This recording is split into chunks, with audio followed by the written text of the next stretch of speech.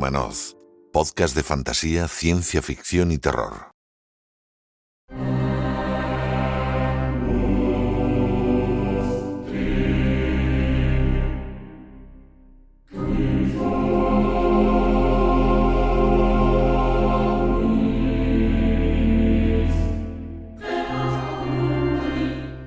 Y para este primer monográfico de la temporada de Windhumanoz Podcast, hemos invitado a alguien a quien teníamos muchas ganas de tener en nuestro programa y que voy a presentar ahora mismo, y que además nos va a hablar de unos temas muy interesantes y que yo creo que, vamos, y sin el creo, de los que no hemos hablado, al menos de esta forma, en ningún episodio de nuestro programa. Sergi Viciana es licenciado en Historia y en Teoría de la Literatura y probablemente sea el mayor experto en zombies y literatura de España. Ha trabajado como lector para editoriales como Minotauro, Timun Mas, Fantasy, ha sido reseñista y fue responsable de la web Fantífica. Actualmente es profesor de lengua y literatura castellana y socio de la escuela de escritura fantástica.com, de la que hablaremos un poquito más adelante en este mismo programa. Ya hablamos en su momento, pero traemos novedades. Su obra más reciente es La llegada de la Horda, dentro del volumen Vamos a morir, publicado por La Magnífica. Sergi, bienvenido a Windhumanoz Podcast. ¿Cómo estás? Muchas gracias.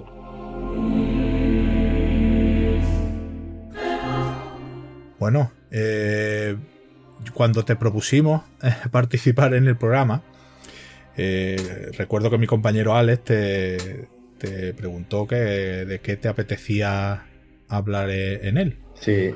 Y he de reconocer que cuando enviaste la respuesta me quedé un poco sorprendido, porque todos conocemos o creemos conocer a los vampiros, todos conocemos o creemos conocer a los zombies, pero hoy vamos a ver que hay mucha más chicha de la que muchos de nosotros, que a lo mejor los hemos consumido de forma muy superficial, hay mucha más chicha ahí detrás de ellos, ¿verdad? Por eso siguen. Llevamos ya 200 años con historias de vampiros, sin entrar en folclore. Llevamos también 300 años con historias de zombies y ahí siguen estando. Y de vez en cuando alguien dice, esto ya está agotado, no da más de sí, y no, ahí insisten. No se les puede matar.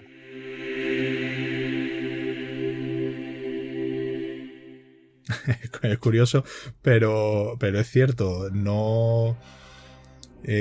por más novelas, relatos, habrá novelas de vampiros y zombies, habrá relatos de vampiros y zombies, y es lo que tú dices, ahí siguen y siempre hay algo más que de donde sacar, y siempre hay una vuelta de tuerca, un giro, algo que nos hace que esté siempre de moda, ¿verdad, Sergi? Sí. Tú piensas que cuando empezamos a tener literatura de vampiros a principios del siglo XIX, porque se pensó en el vampiro de Polidori, que sale también de Villa Diodati, sale de la misma noche que Frankenstein. Pues ese relato, que para nosotros ahora es como un relato viejuno, pero en su momento fue bastante revolucionario, porque hacía algo que, claro, nosotros no vemos, pero que en su momento la gente, o al menos la gente más avispada, sí se dio cuenta, que es que en el folclore las historias de vampiros pasaban en sitios remotos, con lo cual la culpa por encontrarte con un vampiro era tuya. Tú has ido a Transilvania, has donde ido no debías, a donde claro. sea, a haberte quedado en tu casa. Pero Sí. en cambio, los Ruthven, el vampiro del relato, empieza con que está en Londres. Pero luego tenemos todo un periplo y tal y cual, pero la idea es, coño, ¿y si el vampiro viene aquí? ¿Y si no es nosotros yendo allí? A partir de ahí es muy fácil ir viendo cómo la literatura de vampiros, también la de zombies, la literatura sobrenatural en general, siempre está hablando de más cosas de las que habla. Hay que ser muy pardillo para creerte que una historia de vampiros te habla de vampiros o que una historia de zombies te habla de zombies. No. Somos aficionados a los géneros y sabemos que cuando te sale hoy se enfrentó al dragón destructor con su espada, no te está hablando de dragones. No hay metáforas y estas cosas.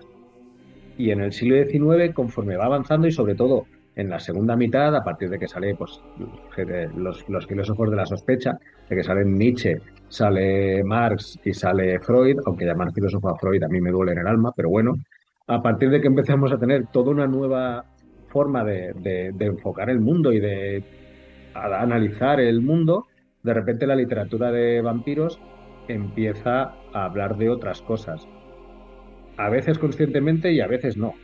Esto es como cuando te pones a escribir, hay gente que dice, no, no, yo no estoy hablando de nada, solo es una cosa vacía y tal. No, Bonico, puede que no te estés dando cuenta, pero tus mierdas están ahí. Correcto.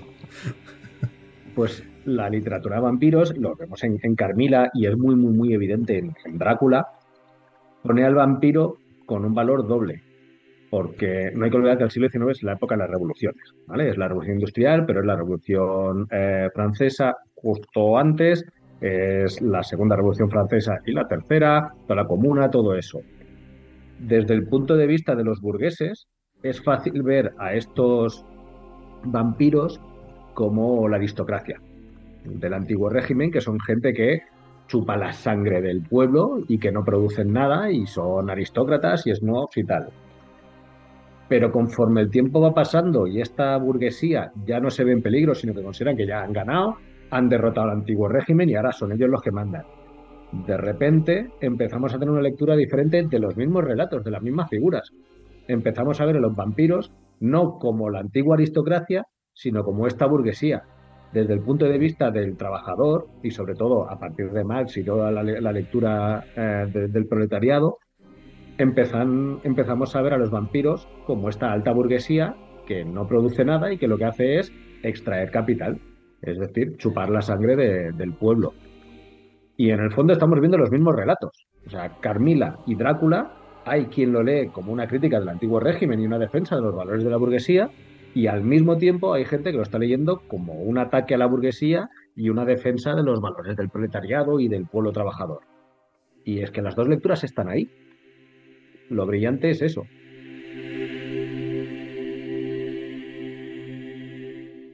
Sí, cuéntame, la diferencia, cómo fue evolucionando, porque claro, has empezado con el comienzo en el siglo XIX con Polidori, que fue 1816, ¿puede ser? Sí.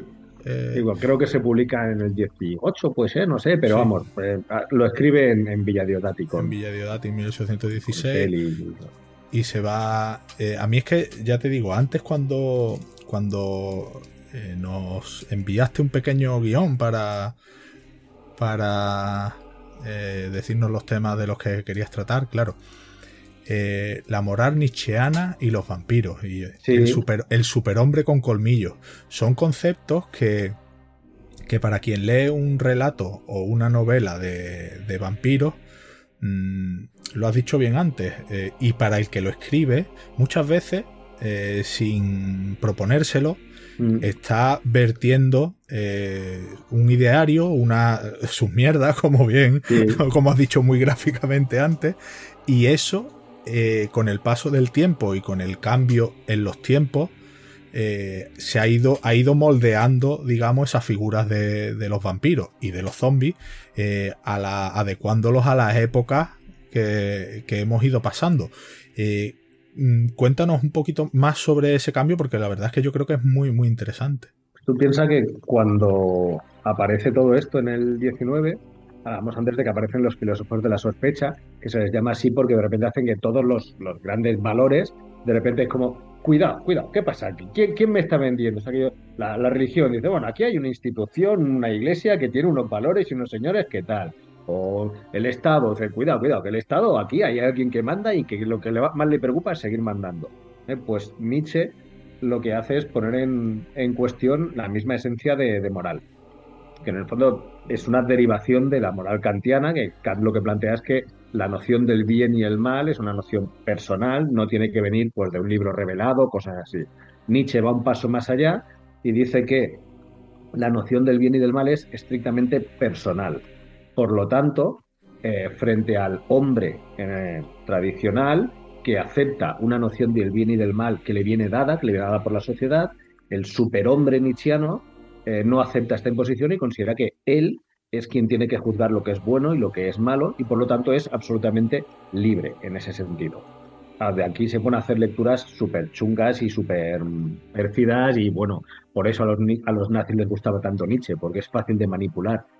Pero en la figura del vampiro, en el fondo lo que es el superhombre nietzscheano. Los vampiros no son humanos y por lo tanto no se rigen por la noción del bien y del mal de los humanos. Cuando un vampiro se te tira al cuello y te chupa la sangre y te mata, decir que está haciendo el mal es exactamente lo mismo que decir que un león es malo porque mate a una gacela. Ah, por eso yo me llevo muy mal con las novelas románticas de vampiros, porque la idea de que el vampiro se te lleve al cine, dice Elia Barceló, que es, pues eso, como tú llevarte una ternera al cine antes de ir al McDonald's. No acaba de tener sentido. Pero bueno, sí que tenemos esta noción de superhombre nietzscheano, de vampiros que tienen una lectura muy, muy clara. Pero en el siglo XX lo que empezamos a tener de repente son historias de zombies.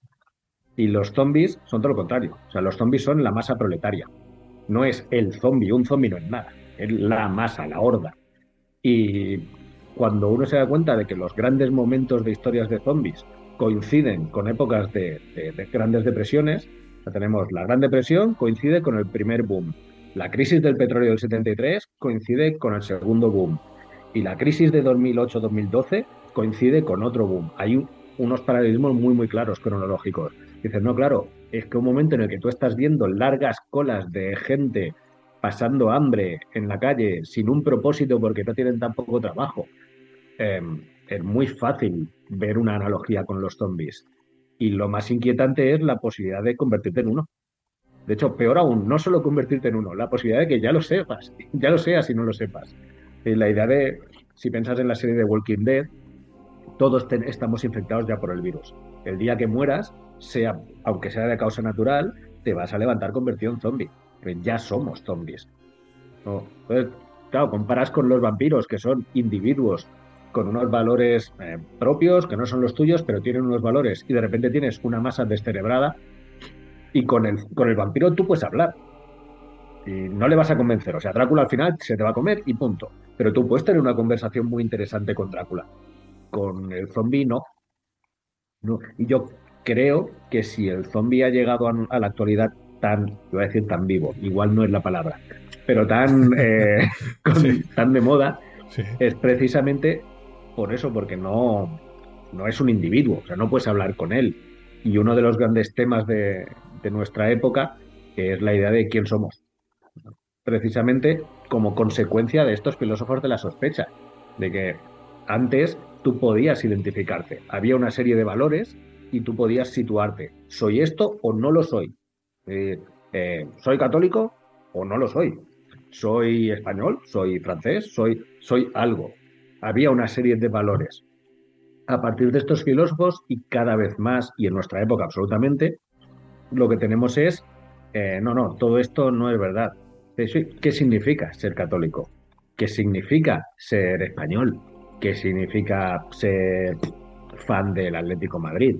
O sea, cualquier cosa en la que antes tú podías erigirte como valor identitario, algo que te define, de repente todo es relativo. Piensa que antes lo normal era que tú tuvieras un trabajo más o menos toda tu vida. Tú entrabas a trabajar en una fábrica a los 16 y te jubilabas a los 65. ¿Qué eres? Pues soy aparejador, soy tornero fresador, soy lo que sea.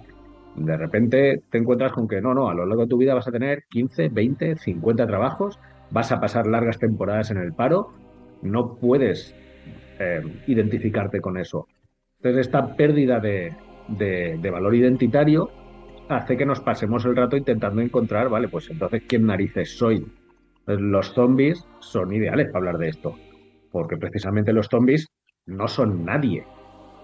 Y de hecho me gusta mucho cómo juegan con estas dudas, ¿no? A mí me gusta mucho en la peli de Romero de El Amanecer de los Muertos, la del centro comercial, que hay dos escenas con apenas unos pocos minutos de diferencia, y en una es la famosa frase de eso ya no es tu madre.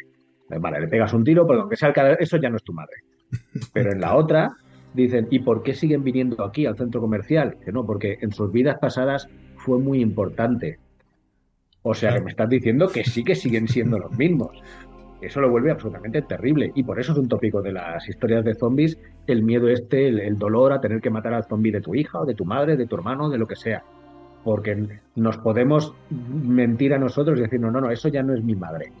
Pero, pero no tenemos ninguna certeza, ¿no? Y Romero es muy bueno en esto, por eso hace, por ejemplo, en la tercera película creo que es, eh, que hay un zombie al que le están enseñando a hacer cosas y parece que ese zombie está empezando a pensar. Con lo cual, hermano, sí, no, no podemos hablar con ellos, pero en cualquier caso el zombie no tiene nada que ver con el vampiro. Por eso estas lecturas típicas del vampiro como pues, la clase poderosa, que se dedica a extraer esencia vital del pueblo, a robarle al pueblo, con el zombie no. Pero al mismo tiempo se pone a hacer lecturas eh, absolutamente conservadoras de esto, porque tú puedes plantear esto, pues el pueblo que se libera y acaba con todo, o todo lo contrario, de no es una revolución, es una revuelta sin ideal, sin cabeza, solo es el afán destructor. Y es la horda que llega, arrasa con todo y se va, pero no hay un nuevo nada.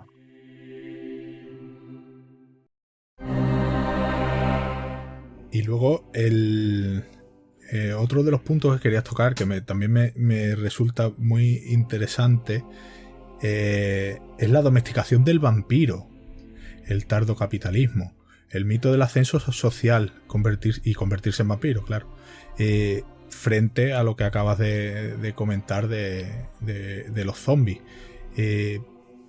Lo has comentado muy bien antes, el tema de las crisis económicas, todo realmente, efectivamente, está muy asociado a la época, muy asociado.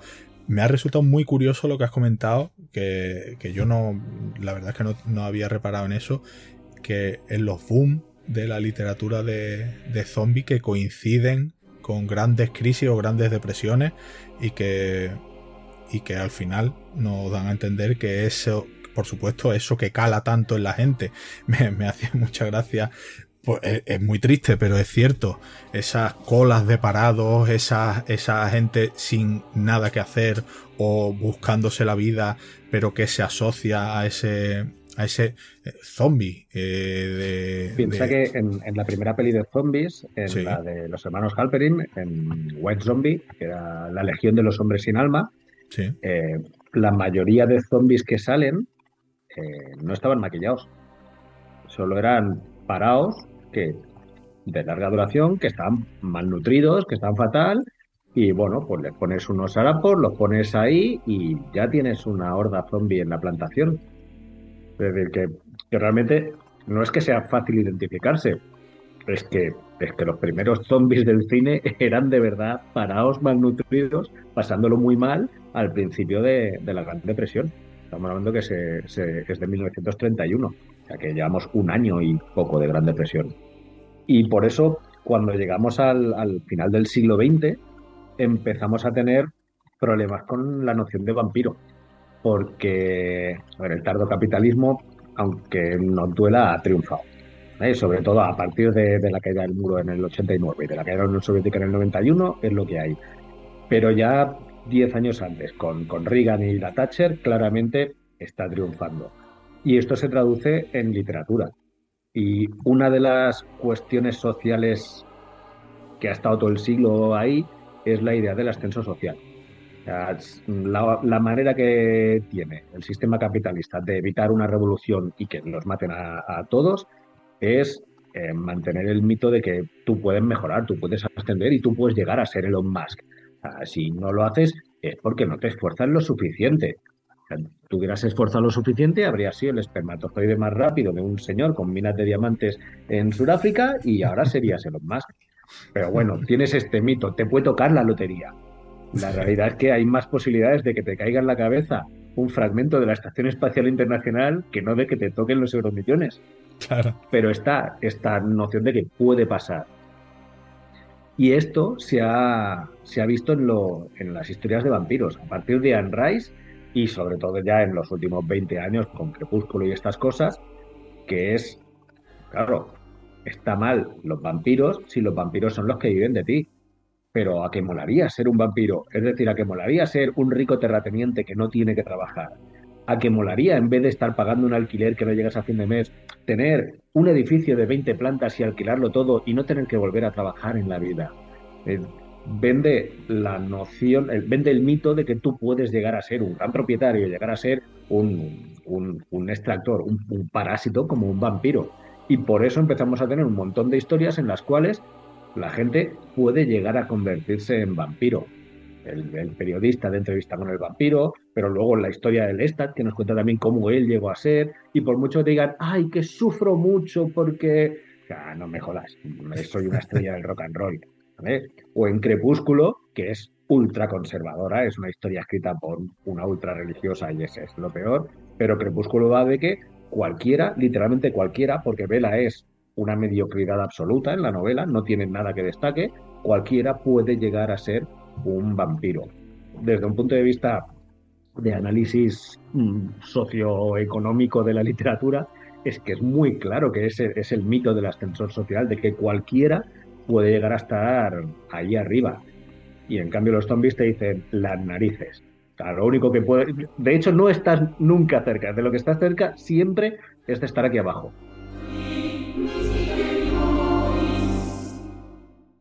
Sergi, es que hablando de estos temas y todo lo que nos estás contando, que estoy seguro de que a nuestro oyente le estará fascinando lo que estás contando, estoy convencido, podemos llegar a comprobar lo fácil que es inyectar ciertas cosas a la gente leyendo unas novelas como Crepúsculo, por ejemplo, o ese tipo de novelas que muchas veces muchos lectores no serán ni conscientes de lo que están leyendo, más allá de la aventurilla de turno o de la relación romántica de turno. Así funciona mejor. Si tú te das Claro. cuenta de que te están intentando vender una moto, Exacto. puede que te protejas, que diga, a ver, pero cuando no te das cuenta que te están vendiendo una moto, te saltan las alarmas y te pones un poco a la defensiva.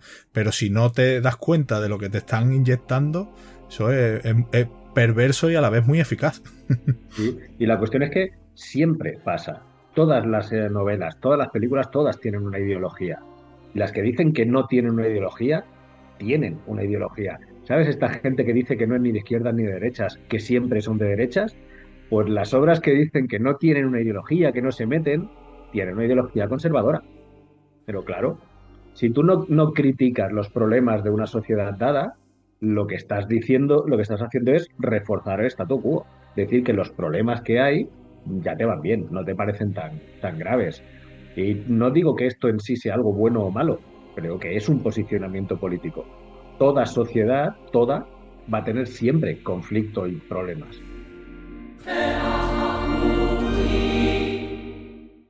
En cambio, como bien has dicho, los zombies son otra cosa. Claro. Y los zombies tienen una ideología. Lo que te están diciendo es, cuidado, no es eso. Tú no estás cerca de convertirte en vampiro, de estar ahí arriba. De lo que estás de verdad cerca es de estar aquí abajo. Tú estás a dos nóminas que no cobres, estás de distancia de estar aquí con nosotros.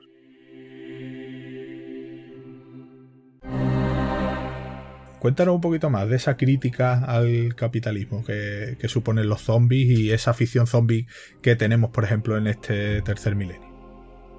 Pues, o sea, hay algunos casos que son como muy evidentes, ¿vale? Las pelis de Romero no son disimuladas, o sea, son bastante evidentes. Por supuesto, la del centro comercial, ¿no? Pero yo qué sé, Land of the Dead empieza con una pequeña sociedad zombie ahí a su bola, en su pueblito y tal, y entonces llega claramente a Estados Unidos y les pega dos hostias, cuatro bombas, y entonces la lía.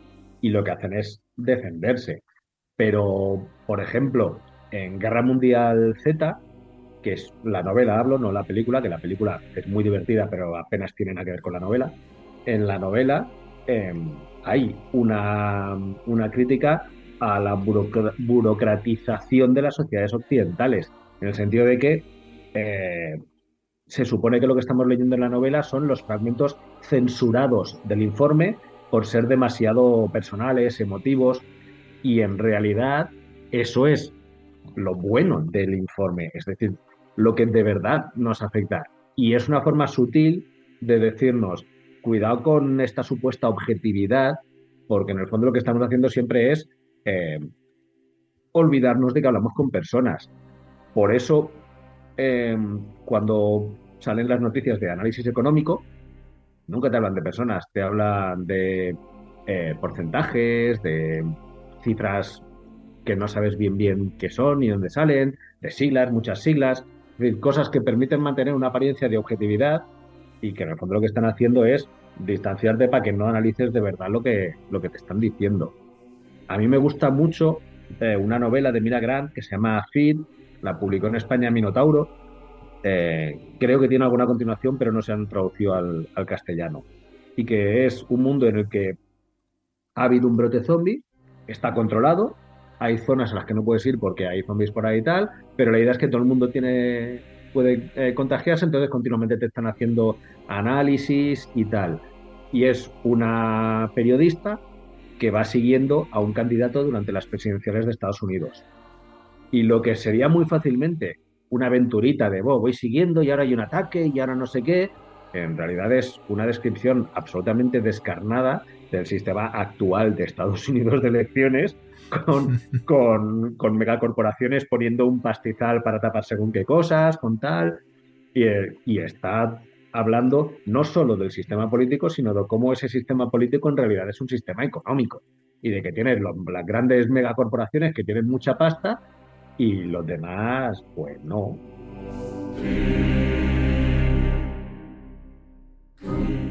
Pues ahora al final, cuando terminemos, me gustaría preguntarte por tus novelas, relatos, películas favoritos, tanto de vampiros como de zombies. Me dices que nunca seremos vampiros, pero que ya somos zombies.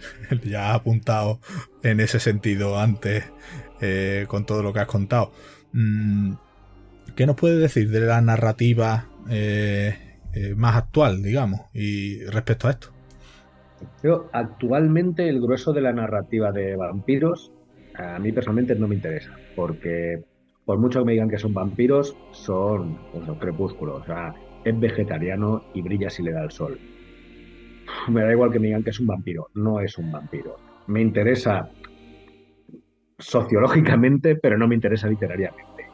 Pero sí que de vez en cuando hay pequeños intentos de recuperar esta noción del vampiro como algo chungo y tal. Pienso, por ejemplo, en los cómics de 30 días de noche, que están muy bien. Son irregulares, luego hay algunas miniseries que no, pero y lo que hacen es recuperar esta noción de los vampiros como chupópteros chungos y que además son parásitos de verdad y son pues el parasitismo capitalista y acabas provocando una crisis económica mundial porque no sabes pararte, que es lo que pasó en 2008, por ejemplo. Y es lo que pasa en Barrow, que van chupando hasta que matan a todo el mundo. O sea que salen cositas, van saliendo cositas. Pero creo que lo interesante no se está haciendo ahí, se está haciendo más en otras cosas. En literatura de zombies se hicieron algunas cosas muy interesantes, lo que pasa es que entonces se puso de moda y hubo un momento en que cualquier mierda que tuviera zombies te la publicaban. Y claro, esto es un problema. Pero han salido cosas muy interesantes. Guerra Mundial Z, por ejemplo, que es muy interesante y es una novela eh, muy representativa de lo que es la literatura de la posmodernidad. O en España, por ejemplo, me gusta mucho Y pese a todo, de Juan de Garduño. Sí, mucho más. Que la idea es buenísima. O sea, el fin del mundo, se acaba todo, tal, hay dos supervivientes y no se hablan. Pues me parece brillante. Los vecinos que no se hablan. Sí. Pero es verdad que es discutible si son zombies o no, pero bueno, no vamos a abrir ese melón. ¿Eh? Estaba bien también la trilogía de Loureiro, aunque iban hacia abajo, el primero era mejor que los otros. Es cierto que es bastante una copia de Day by Day Armageddon, pero también es verdad que la americana es un bodrio infumable escrita por un neonazi obsesionado con las ametralladoras y la de Loureiro sí que funciona como novela.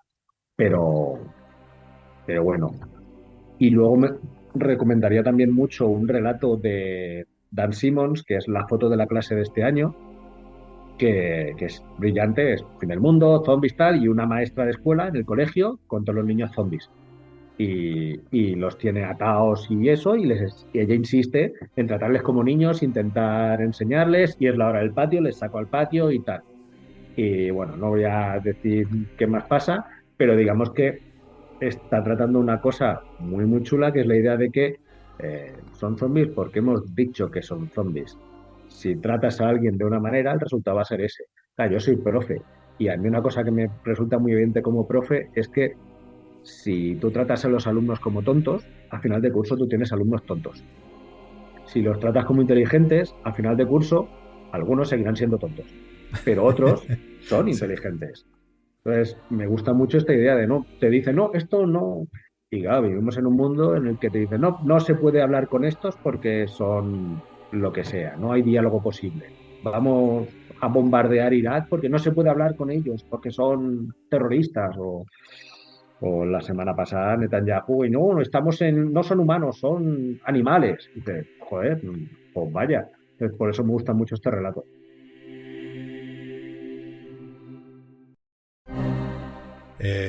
La verdad es que es muy complicado en muchas cosas, es complicado.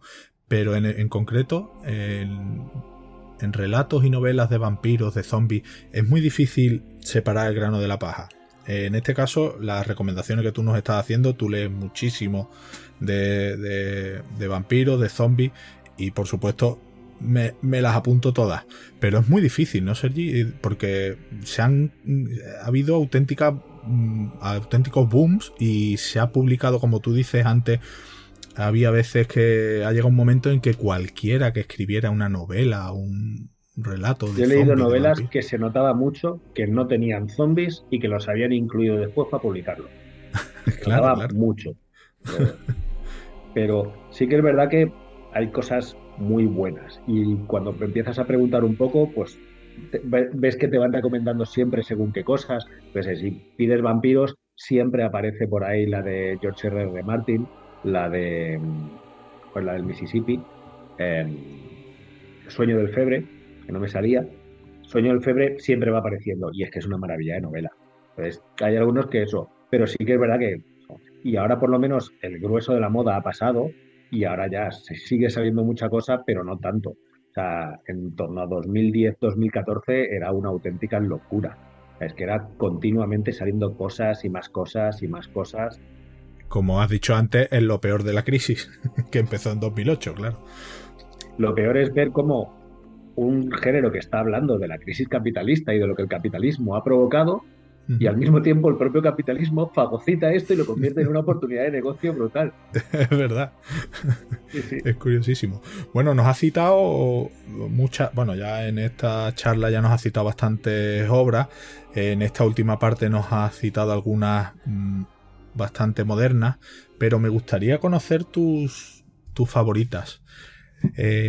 Novela de vampiros, para no tampoco liarnos mucho. Tus novelas de vampiros favoritas, ya sea clásicas o modernas. De vampiros te diría Soy Leyenda, de Richard Matheson. Me parece una maravilla y además son vampiros, pero están muy cerca del zombie. De hecho, La Noche de los Muertos Vivientes es una adaptación súper libre. Como en Y pese a todo. Sí, Hay una controversia de si son vampiros, si son zombies, si son una pese a cosa eso, La Noche de los Muertos intermedia. Vivientes es una adaptación muy libre de Soy Leyenda. O sea que realmente está ahí. Y me parece una novela buenísima, buenísima. A ver si algún día hacen una película de ella, porque ahora lo que tenemos son varias con el mismo título, pero que dicen, no, no, pero bueno. Me gusta mucho Sueño del Febre y quizá mi favorita sea Salem Slot, la de Stephen King, De Stephen King, muy buena. porque Sí, sí. además es al mismo tiempo que Anne Rice está sacándose sus vampiros chupiguays, llega este señor y dice, no, no, no, no, los vampiros son chungos, dan miedo y no quieres estar cerca de un vampiro, toma. Pero que además tiene un diálogo con Drácula muy interesante, son dos novelas que dialogan. Y así de vampiros de los últimos años, no te diría ninguna novela, te diría cómic, te diría 30 días de noche. Me parece buenísima. Cruda, al grano y muy, muy buena.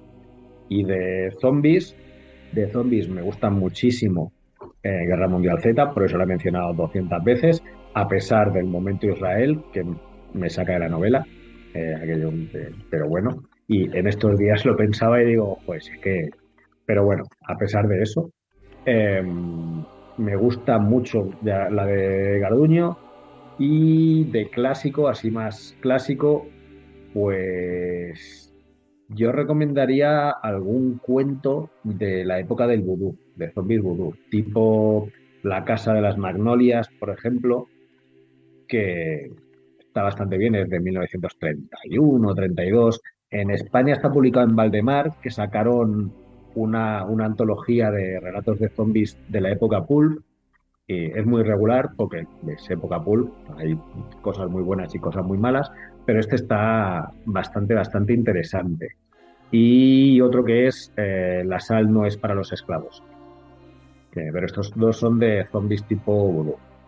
Y si queréis leer una bizarrada, os recomiendo que leáis eh, el primer texto de zombies, que es de 1697 Vaya. y que lo publicaron hace no demasiado tiempo en España y es de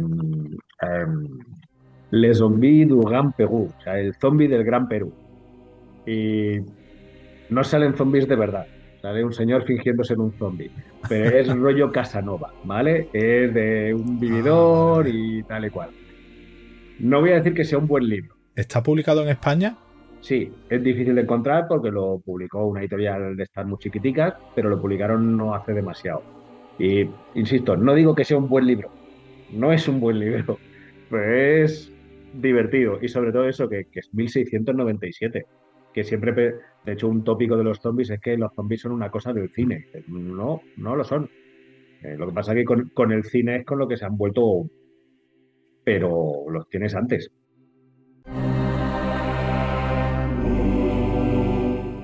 Bueno, y hablando de cine, ¿tus películas favoritas de vampiros para empezar?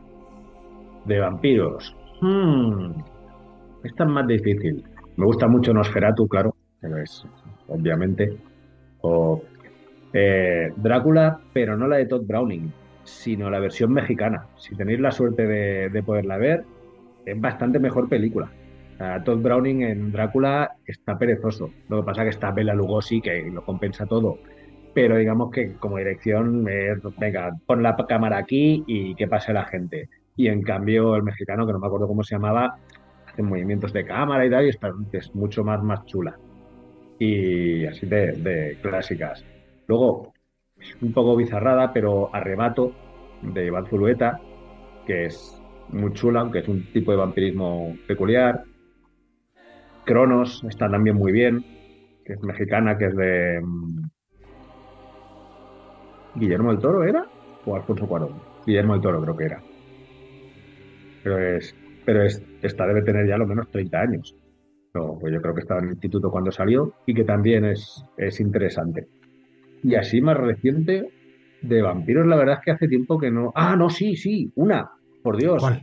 Eh, una chica vuelve a casa sola de noche. Ay, pues esa la tengo Es yo una en mi peli lista iraniana de que me lo han recomendado varias veces. Esa buenísima, está. buenísima. Y además es diferente a todo lo que estamos acostumbrados. Y visualmente tiene cosas muy chulas. Pasa en Irán y digamos que hay cosas muy guays. Pero sí, menos mal que me he acordado. Me habría arrepentido, me habría acordado hoy a las 3 de la madrugada, me habría despertado diciendo, ¡ahí van los donuts! Pero bueno.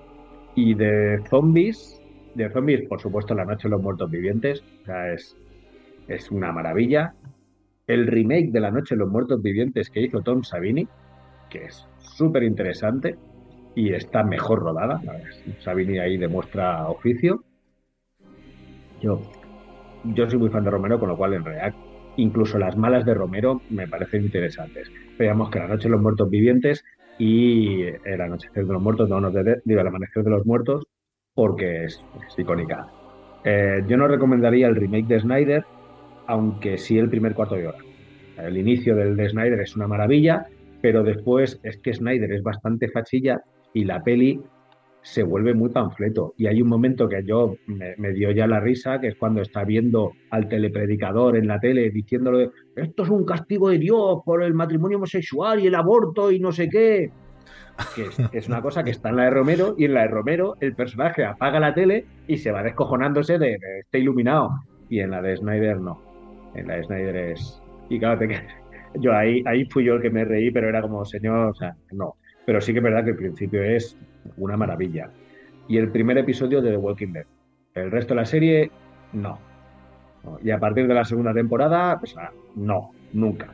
Pero el primer episodio, que lo dirigió, escribió y dirigió Frank Darabont, el de Cadena Perpetua, es una maravilla. O sea, esto, tirarte ahí un cuarto de hora sin que nadie hable, chapó. O sea, es muy, muy, muy guay. Y no sé, quizá una miniserie inglesa que se llama Dead Set, son 2 episodios solo, que es buenísima y que la idea es que hay holocausto zombie y hay unos que están en la casa de Gran Hermano, así que no se enteran de qué ha pasado. Y es muy, muy buena. Hay un remake brasileño que es espantoso, es malísimo, es muy, muy malo. Y por supuesto cosas coreanas. Train to Busan, la precuela de animación, que es Península en Seoul Station, y la serie de Kingdom, que a mí me encantó, me gustó muchísimo. Tiene un spin-off que es una especie de precuela en forma de película, que también es muy interesante, aunque le cuesta arrancar y al principio vas muy perdido porque te empieza a hablar de geografía y claro, normalmente aquí de geografía de Corea vamos justitos. Y claro, te habla de estos y de un pueblo que vive ahí y tú, no sé, pero después, pero vamos, la serie Kingdom merece mucho la pena. Y una peli japonesa que se llama One Cut of the Dead, que sería como una toma de eso. Que esta sí que hay que avisar que aguantes, porque la primera media hora la estás viendo y dices, ¿en serio? ¿Esto me lo han recomendado? Que se han fumado. Y de repente todo tiene sentido y es como, Dios mío. Es muy, muy guay esa peli. Qué bueno.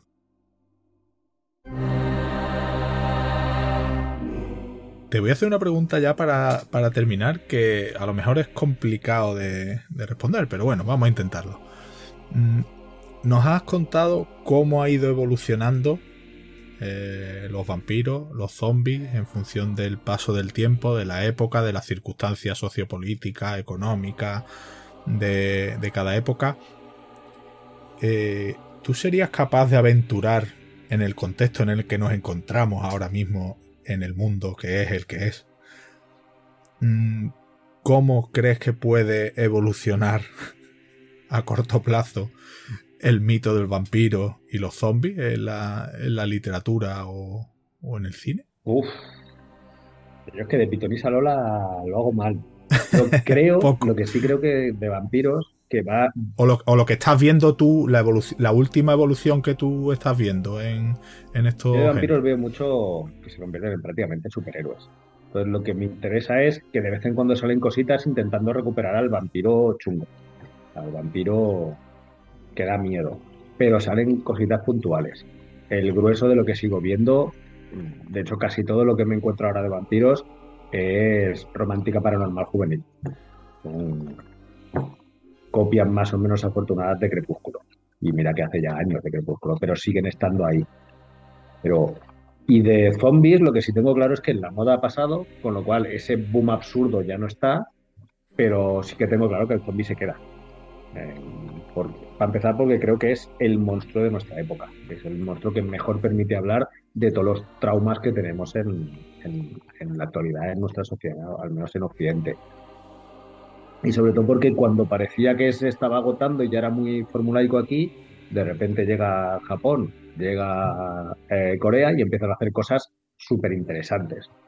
O sea que, pero bueno, sí que es verdad que es fácil hacer cosas muy formulaicas con zombies. Pero yo creo que va a seguir estando ahí, sobre todo porque a diferencia del vampiro, que tiene unas lecturas bastante claras y rígidas, el zombie no. A mí me gusta decir que es una metáfora vacía. O sea, ¿qué simboliza el zombie? Lo que se me cante el orto. A lo que yo como autor quiera Claro. hacer que simbolice o lo que tú como lector puedas ver aquí. Y es una figura que suele tener eh, suerte. Pienso en La Noche de los Muertos Vivientes, que tiene toda una lectura sobre el racismo en Estados Unidos y tal y cual, que es pura casualidad. O sea, el motivo por el que el protagonista de La Noche de los Muertos Vivientes es negro es que del grupito de amigos que hicieron la peli era el único actor profesional. Así que obviamente era el prota. Y de repente lo ve y dice, no, no, pero aquí hay un discurso racial muy claro. Sí, y es pura casualidad, pero está ahí. Perfecto. Está ahí, Yo, claro. Pero ahora, ¿por dónde va a ir? Pues yo qué sé. Pero sí que cada 2 por 3 hay intentos de hacer zombies que piensan y poner el punto de vista del zombie y sistemáticamente fracasan. O sea, o lo haces en tono comedia, como One Bodies, la de Memoria de un zombie adolescente, que si te fijas luego salen los zombies de verdad. Están los otros, que esos sí son zombies, o fracasas. Aunque he leído en la antología de Oscura 3 hay un relato de Alfredo Álamo, se llama El Enjambre, que es, en mi opinión, consigue poner lo que vendría a ser un punto de vista zombie. Merece mucho, mucho la pena. Pero bueno, Alfredo Álamo, todo lo que publica merece la pena.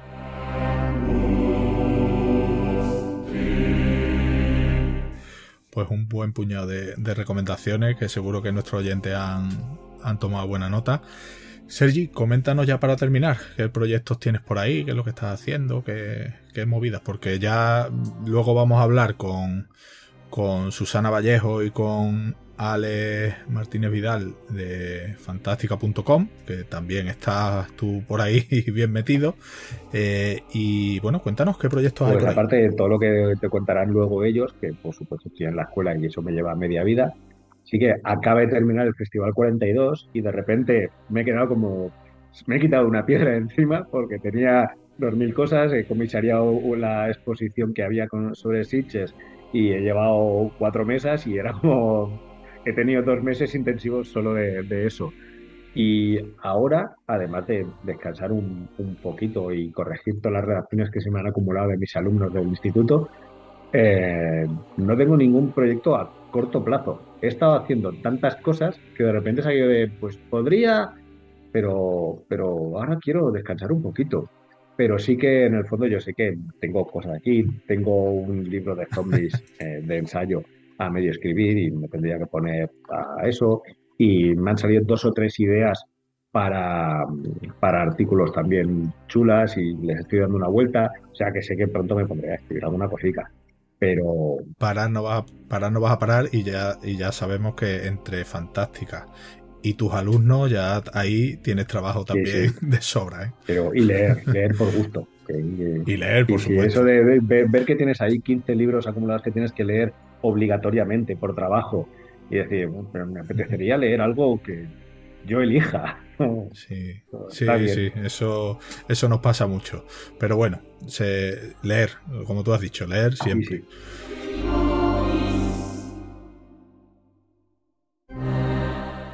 Pues Sergi, te agradezco muchísimo este ratito de charla. Yo creo que ha sido súper interesante todo lo que nos has contado, ese recorrido por la evolución de géneros que muchas veces se han considerado menores, que estos son aventurillas, como decíamos al principio, que cuentan los chupasangre, los mordedores de cuellos y demás, buscando cerebros y todas esas cosas sanguinolentas y sin sustancia. Y como vemos, tiene detrás muchísima chicha, nunca mejor dicho, y que es muy recomendable tanto las novelas, relatos, películas de vampiros, intentando separar el grano de la paja, que no es fácil, pero bueno, para eso también queríamos que te pasaras por aquí para darnos alguna pincelada de ello, y yo creo que los oyentes de Windumanot, estoy seguro de que han tomado buena nota de todo lo que nos has dicho y han disfrutado de todo lo que nos has contado. Sergi, te agradezco muchísimo tu presencia aquí en Windumanos Podcast. Estoy seguro que no será la última. Y aquí está tu casa, ya lo sabes. Muchísimas gracias. Encantado. Ha sido un placer haber estado aquí. Un abrazo. Nos vemos.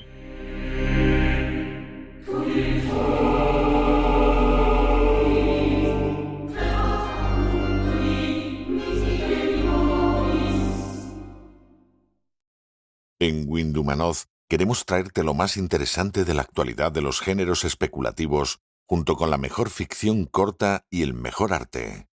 También queremos ayudar a los autores dándoles voz y visibilidad. Y para todo ello, necesitamos contar con tu espada. Visita patreon.com/Windumanoz, echa un vistazo a nuestras recompensas y considera unirte al grupo de amigos que apoyan este proyecto.